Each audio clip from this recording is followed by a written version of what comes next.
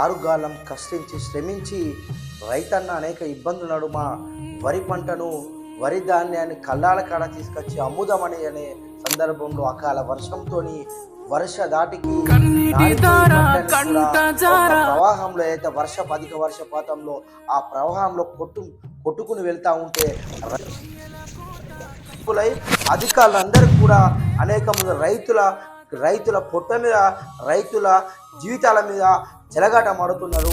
ఇటు వడ్లు అయితే వరి కోసి నెల రోజులు అవుతా ఉన్న కాంటలు సకాలంలో పెట్టకపోవడంతో కళ్ళాల దగ్గర అయితే తరిసిన వరి ధాన్యం కూడా రాష్ట్ర ప్రభుత్వం వెంటనే కొనుగోలు చేయాలి. అదేవిధంగా దేశానికి రైతే రాజు అంటాం.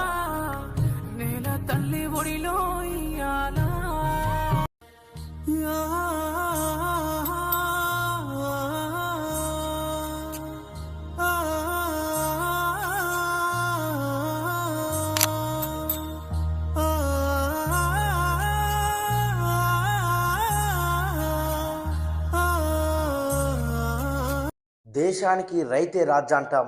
కానీ అకాల వర్షంలో వరి ధాన్యం అంతా కూడా ఆ వరద ఉద్రిక్తంలో అన్ని కూడా వరి ధాన్యం అంతా కొట్టుకుని వెళ్తా ఉంటే తన వరి పంట అంతా కూడా తన కళ్ళ ముందే సర్వనాశనం అవుతా ఉంటే రైతన విలవిల ఏడుస్తూ దుఃఖిస్తున్న ఘటనలందరికీ కూడా మనం చూస్తే హృదయ విదాకరమైన ఘటనలు మనం చూస్తూ ఉంటాం.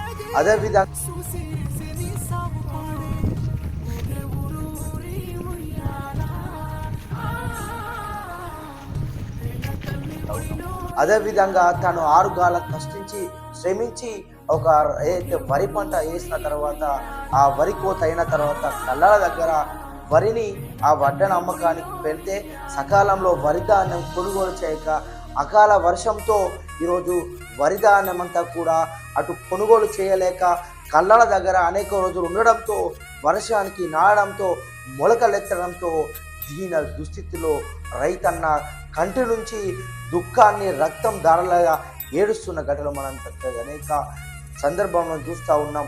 చాలా హృదయ విదాయకరమైన ఘటనలు మనం చూస్తూ ఉన్నాం. సకాలంలో వెంటనే కొనుగోలు చేయాలి. సకాలంలో వెంటనే కళ్ళాల దగ్గర అయితే తరిసిన వరి ధాన్యం కూడా రాష్ట్ర ప్రభుత్వం వెంటనే కొనుగోలు చేయాలి. అదేవిధంగా ఏదైతే వరద ఉధృతం కావచ్చు అధిక వర్షపాతంకి నమోదు కావడంతో అనేక వరి ధాన్యం కూడా ఖరాబ్ అయిన సందర్భంలో ఆ వరి ధాన్యం కూడా రాష్ట్ర ప్రభుత్వం కూడా వారికి నష్టపరిహారం అందించాలని డిమాండ్ చేస్తుంది. FCI food